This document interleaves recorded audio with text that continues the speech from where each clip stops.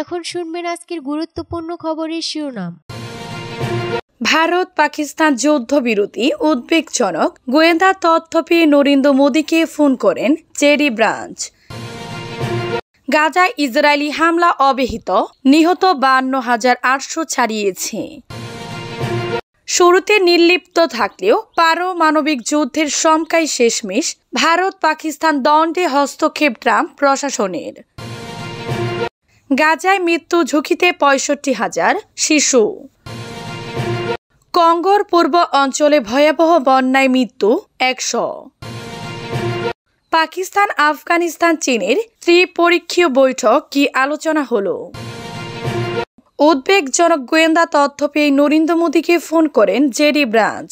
কাশ্মীরের পেহেলগামে বন্দুকধারীদের হামলা ঘিরে ভারত ও পাকিস্তানের মধ্যে বাড়তে থাকা উত্তেজনা পর্যবেক্ষণে রেখেছিলেন যুক্তরাষ্ট্রের শীর্ষস্থানীয় কর্মকর্তারা।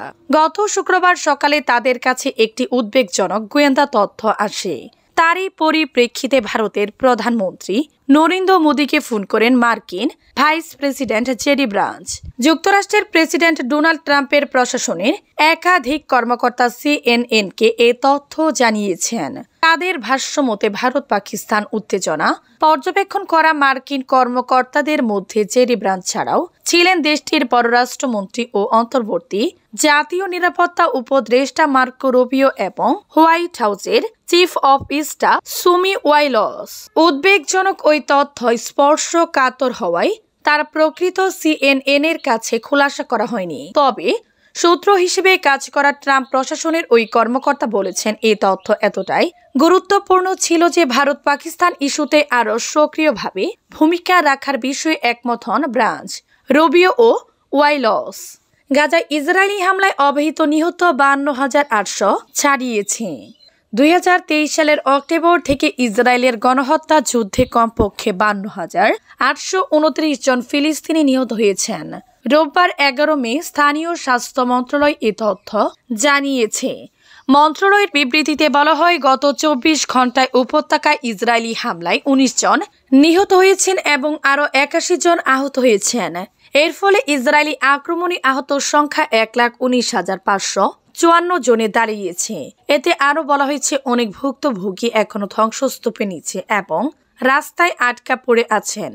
উদ্ধারকারীরা তাদের কাছে পৌঁছাতে পারছেন না।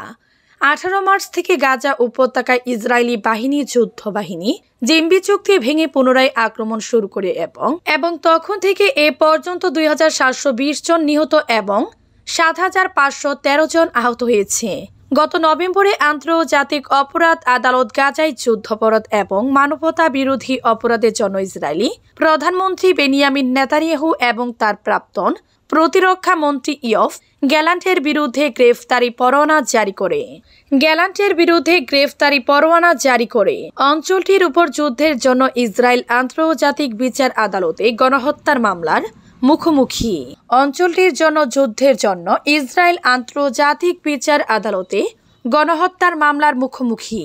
শুরুতে নির্লিপ্ত থাকলেও পারমাণবিক যুদ্ধের শঙ্কায় শেষমেশ ভারত পাকিস্তান দ্বন্দ্বে হস্তক্ষেপ ট্রাম্প প্রশাসনের।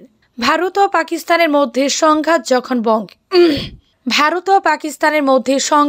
তুঙ্গে তখন গত বৃহস্পতিবার ফক্স নিউজে দেয়া এক সাক্ষাৎকারে মার্কিন ভাইস প্রেসিডেন্ট জেডি ব্রাঞ্চ বলেছিলেন, মূলত এটি আমাদের দেখার বিষয় নয়। তার যুদ্ধে ছিল যুক্তরাষ্ট্র দুই পক্ষকে সংঘাত থেকে সরে আসার পরামর্শ দিতে পারে, কিন্তু এটি যুক্তরাষ্ট্রের যুদ্ধ নয়।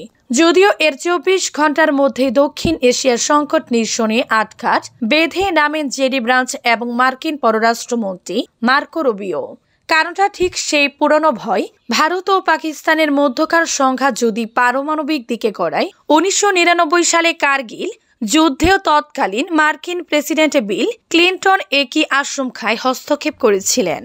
ভারত পাকিস্তান দ্বন্দ্বে ব্রাঞ্চ ও রুবিওর সক্রিয় হওয়ার পিছনে মূল কারণ ছিল দুই দেশের বিমান বাহিনীর মধ্যে শুরু হওয়া গুরুতর আকাশ যুদ্ধ এবং ভারতের আকাশ সীমায় 300 থেকে 400 ড্রোন পাঠিয়ে পাকিস্তানের আকাশ প্রতিরক্ষার পরীক্ষা।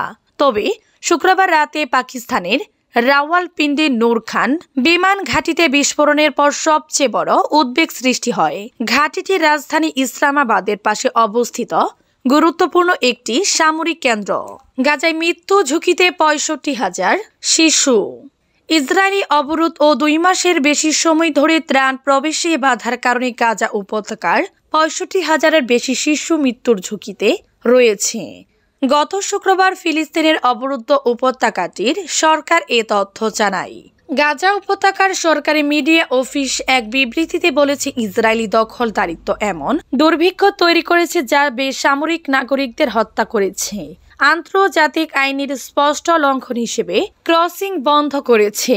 পাশাপাশি 39,000 ট্রাক ত্রাণ, জ্বালানি এবং ঔষধ বহনকারী প্রবেশে বাধা দিয়ে 24 লাখের বেশি বেসামরিক নাগরিকদের বিরুদ্ধে নিয়মতান্ত্রিক অপরাধ চালিয়ে যাচ্ছে। বিবৃতিতে আরো বলা হয়েছে, গাজা উপত্যকার সমস্ত বেকারি 40 দিন ধরে বন্ধ রয়েছে, যার ফলে বাসিন্দারা রুটি থেকে বঞ্চিত হচ্ছেন। দুর্ভিক্ষ ও অপুষ্টি তীব্রতর হচ্ছে, বিশেষ করে শিশু, অসুস্থ এবং বয়স্কদের মধ্যে। এতে উল্লেখ করা হয়েছে, বেসামরিক নাগরিকদের বিরুদ্ধে ইসরায়েলের অনাহারকে অস্ত্র হিসেবে ব্যবহারের ফলে অপুষ্টি ও খাদ্য সংকটের কারণে 65,000-এর বেশি শিশু মৃত্যুর ঝুঁকিতে রয়েছে।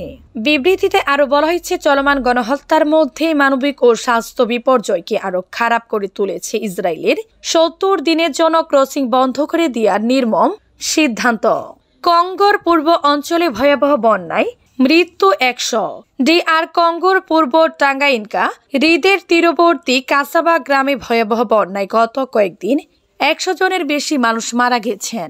স্থানীয় এক কর্মকর্তা এ তথ্য জানিয়েছেন। এ বন্যা এমন এক সময় ঘটেছে যখন মধ্য আফ্রিকা দেশটি সংকটময় অবস্থার মধ্যে রয়েছে।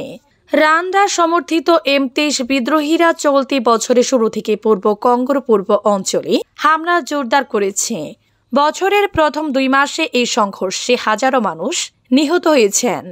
দক্ষিণ কিবু প্রদেশের ফিজি এলাকার প্রশাসক সেমি কলজ্জি শনিবার রাতে জানান, দুর্গত অঞ্চল থেকে পাওয়া প্রতিবেদনে 100 জনের বেশি মৃত্যুর কথা উল্লেখ করা হয়েছে। ক্ষতিগ্রস্ত এলাকাটি এখনও কিনশাসা সরকারের প্রশাসনের অধীনে রয়েছে, অর্থাৎ এটি M23 বিদ্রোহীদের দখলকৃত অঞ্চলের অন্তর্ভুক্ত নয়।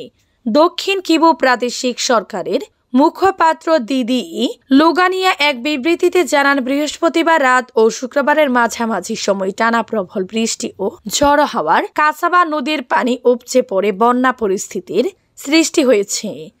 বিবৃতিতে বলা হয়েছে, এখন পর্যন্ত 62 জন নিহত ও 30 জন আহত হয়েছেন। স্থানীয় কর্মকর্তারা জানান, কাসাবা এলাকা শুধু টাঙ্গানিকা হ্রদ হয়ে যাওয়া যায়। সেখানে কোনো মুঠোফোন নেটওয়ার্ক নেই, যার ফলে ত্রাণ কার্যক্রম পৌঁছাতে দেরি হতে পারে।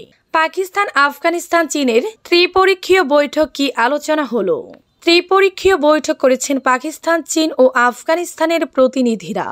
আফগানিস্তানের রাজধানী কাবুলে দেশটির অন্তর্বর্তী পররাষ্ট্রমন্ত্রী আমির খান মুত্তাকি এই বৈঠকের আয়োজন করেন। বৈঠকে অর্থনৈতিক সম্পর্ক শক্তিশালী করার প্রতিশ্রুতি দিয়েছে 3 দেশ। আজ রোববার সংবাদ মাধ্যম দ্য নিউজের